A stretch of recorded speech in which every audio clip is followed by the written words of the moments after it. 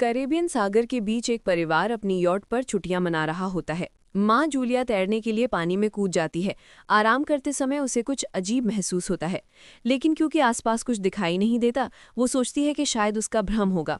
कुछ सेकंड बाद वही अजीब एहसास फिर होता है। इस बार भी कुछ नजर नहीं आता, लेकिन अब वो घबरा जाती है और यॉट की तरफ तैरना शुरू करती है। तभी अचानक कोई उसकी टांग खींचने लगता है और वो मदद के लिए जोर जोर से चिल्लाने लगती है। उसकी बेटी कैसी हेडफोन लगाकर म्यूजिक सुन रही होती है, इसलिए उसे कुछ सुनाई नहीं देता। पति टॉम और बेटा बेन मछली पकड़ने में व्यस्त होते हैं। जूलिया पानी के ऊपर टिकने की कोशिश करती है, लेकिन मुंह में पानी जाने की वजह से चिल्लाना मुश्किल हो जाता है। थोड़ी देर बाद टॉम को एहसास होता है कि काफी देर से उसने जूलिया को नहीं देखा। वो यॉट पर उसे ढूंढता है और फिर अपनी पत्नी को खतरे में देख लेता है। वो बच्चों को बुलाता है, यॉट को उस तरफ ले जाता है और पानी में कूद जाता है। जल्दी से जूलिया तक पहुंचकर उसे संभालता है और यॉट की ओर तैरता है। बच्चे दोनों को ऊपर खींच लेते हैं।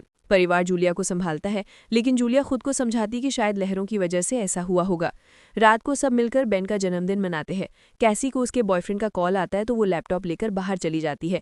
वीडियो कॉल में उसका बॉयफ्रेंड दिखाता है कि शहर के ऊपर बड़े बड़े काले बादल छा गए हैं।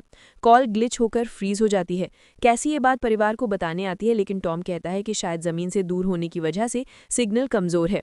तभी सबको एक आवाज़ सुनाई देती है। वे सब बाहर जाते हैं और देखते हैं कि व्हेल मछलियों का एक समूह गुजर रहा है। टॉम समझाता है कि व्हेल मछलियां हमेशा पृथ्वी के मैग्नेटिक फील्ड को फॉलो करती हैं, लेकिन जब तूफान आता है तो वे कंफ्यूज हो जाती हैं। अचानक यॉट जोर से हिलती है और बेन गिर जाता है। टॉम को चिंता होती है कि कहीं यॉट को नुकसान तो नहीं पहुंचा, इसलिए वो डाइव करके नीचे चेक करने चला जाता है। कुछ देर बाद वो सतह पर वापस आता है, लेकिन उसके कंधे पर एक बड़ा घाव होता है। जूलिया तुरंत उसका जख्म सीती है।